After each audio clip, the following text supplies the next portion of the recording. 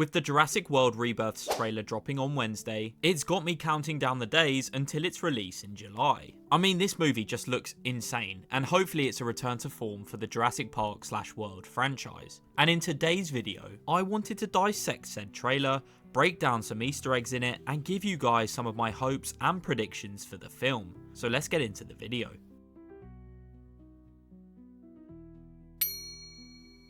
Now, right off the bat, the trailer opens up with a Tyrannosaurus Rex skeleton, and the banner falling down, which is an obvious throwback to the iconic original shot of Rexy in the OG Jurassic Park. Now, some people originally thought that this skeleton might have actually belonged to Rexy herself, but it's been confirmed that that is not the case.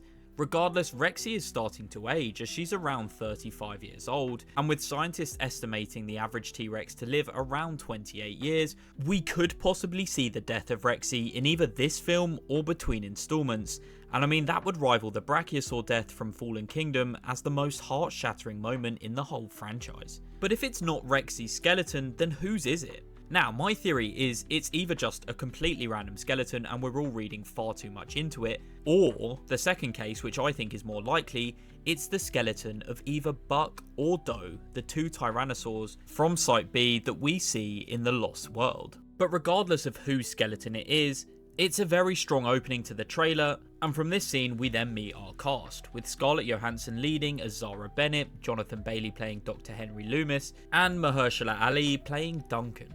It's an absolutely stacked cast that I'm in love with. Not only do they all look to have great chemistry on screen, but some genuinely funny dialogue in the trailer. We are then shown the drop-dead gorgeous scenery of Island C. Now, we know this was an island that was used to supply Isla Nublar with its creations, and it's kind of in the air right now as to where this new island is geographically located. Some people speculate it's going to be in the archipelago, just off the coast of Costa Rica, with it more specifically being Isla Moreta, otherwise known as the Island of Death. Apologies, I've probably butchered that name, but we know this information from the games. And others think it's going to be a completely new island.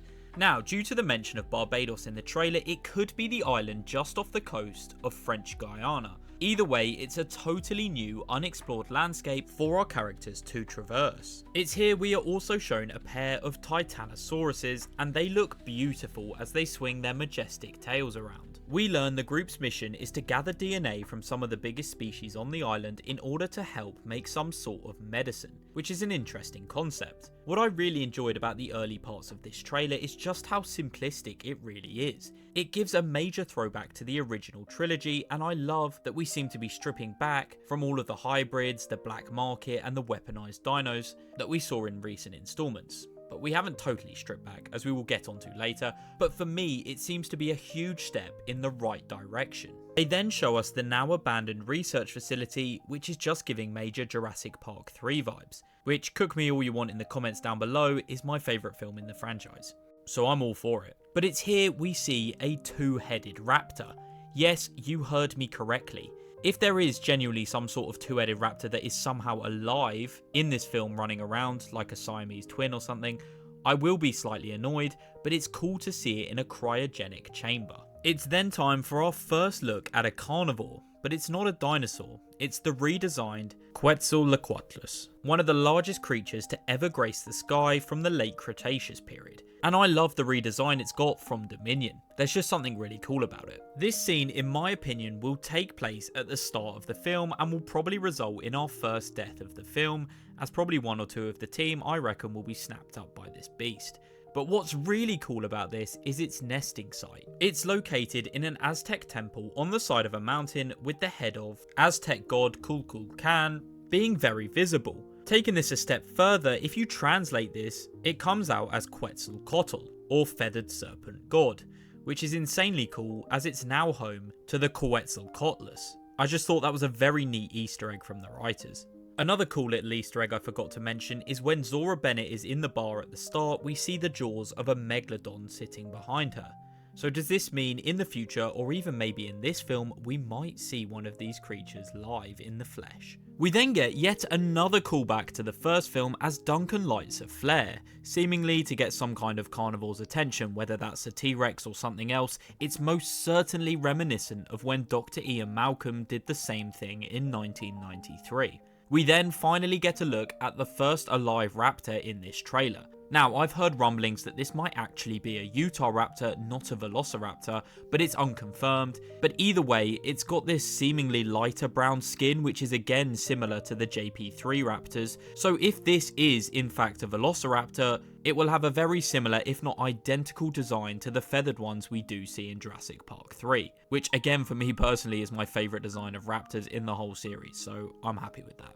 But again, I have to say I'm ecstatic with these first impressions. It looks genuinely scary, which is an aspect I think is absolutely pivotal for this franchise. Now, obviously it won't be rated higher than a PG-12, understandably for monetary reasons, but just having this slightly darker tone gets me so excited to see what they do with the dinosaurs, because we all know the series is at its absolute best when it's just people being stalked or eaten by dinosaurs. That's what we all want to see. Also, another really cool Easter egg here is that Zora Bennett is wearing Brooklyn's necklace from Jurassic World Chaos Theory, which as we all know is canon, so does that mean that she has some kind of connection to Brooklyn? Who knows, but we might find out in this film, and it wouldn't surprise me if they did it in just some small passing comment or a little background Easter egg that's in one of the set pieces. For example, like a postcard or letter that's addressed from Brooklyn that is subtly placed in the background. Okay, strap in ladies and gentlemen, because we are getting to the juicy part of the trailer. First of all, we see the absolutely essential child crucial to every Jurassic Park film. I mean, how she's managed to sneak on board this top secret mission is beyond me, but she's here and she will survive because she's a kid and kids can't die in these films. The character's name is Jeune, which is the French word for young, so I'm not sure whether it's her actual name or just something the writers have written down for now that will be changed at a later date, but either way, the use of French here makes me think that, like stated earlier, the island will be located off the coast of French Guiana. I mean, this seems like too much of a coincidence to me. But just after this shot, we see the monstrosity, which honestly looks like an alien of some kind, but this doesn't surprise me as Gareth Edwards is the director of the film, and he also directed 2014's Godzilla, which had these things in it, whatever they are, so I think he just loves making these creatures up. I'm not a huge fan of this concept, but I could be won over. I do think mutants will play a huge part in this movie though, like we see with the main antagonist here, main antagonist in quotation marks, and the two-headed raptors we saw in the abandoned research facility. We also see later on some Spinosaurs working with a mosasaur to hunt, which is quite confusing to me, but I wouldn't be surprised if one of them had the other's DNA in it, which is why they can communicate and work together. But we'll talk about this more when we get to that scene. Like I said, I think mutants will be dotted around this island, and I suspect that there will be more than this trailer shows us. But what I do really like is this image right here. It shows us this mutant, which is being called the D-Rex, in some chamber, with one very unlucky person trapped inside. I would not want to be him. But I think we might get some flashbacks in this film to before Jurassic Park, which is just awesome. I mean, the scenery looks new and fresh in this scene, making me believe it's shot way before the events of this film, all the way back when Island C was still operational and used by InGen. So yeah, mutant dinosaurs. I'm not the biggest fan of it, but it could make for some interesting moments, and if done correctly, I think it could be a fun watch. I just hope they don't take the emphasis away from the actual dinosaurs in this film. And when I say actual dinosaurs, I know they're all technically hybrids and mutants, but you know what I mean. Now, for all you Dilophosaur lovers, we also get a glimpse of this creature. Now, to me, this looks like a fully grown specimen, and it's nice to finally see one fully grown up, unlike the juveniles we see in JP1 and Dominion. The Dilophosaur looks to be checking out this character who is standing next to a wreckage of some kind, and it doesn't look to be a main character to me, so I think this could be quite bad news for whoever this person is. Then it's time for the T-Rex reveal. It looks majestic, with its greeny brownish colour and golden tinge. I love the design. And with Spinosaur featuring in this film, we might actually see the rematch fans have been waiting years for. Now, the Spinos that are confirmed to be in this film are obviously a lot smaller and weaker than the one from JP3, but it would still be great to see the rematch. On top of this, we have some incredibly exciting news that the raft sequence from the first Michael Crichton novel is being adapted for this film, which was a scene that was scrapped in the original film, so it's nice to see it finally hit our big screens some 32 years later. It's one of the coolest parts of the book, and I'm so excited to see it converted into this film. It wouldn't surprise me either if after this scene is where we meet the Dilophosaur on the beach. Having these back-to-back terrifying encounters would not only be super scary, but it would keep fans on the edge of their seats. And then last, but certainly not least, we see the boat scene with the Spinosaurs and a Mosasaur working in tangent to hunt our protagonists. Now, a couple things about this boat scene. It looks like they're arriving at the island, so we will probably see this near the beginning of the film.